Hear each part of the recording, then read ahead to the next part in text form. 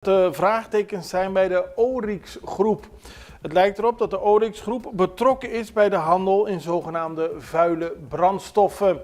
De Oryx Groep is het bedrijf dat een overeenkomst heeft gesloten met Refineria di Curaçao om de opslagcapaciteit in Bullenbaai en de raffinaderij in Emmenstad te beheren.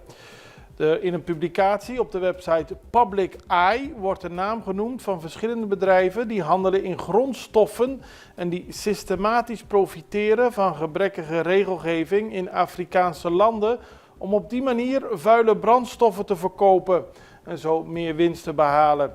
Deze bedrijven mengen de producten en brengen ze vervolgens op de markt via een netwerk van tankstations die zij bezitten of controleren. Public Eye is een grote organisatie die al meer dan 50 jaar bestaat en zich vooral toespitst op bedrijven die in Zwitserland zijn gevestigd. Het is niet duidelijk of Oryx daadwerkelijk zich bezighoudt met verkeerde praktijken. De Extra meldt alleen dat er vandaag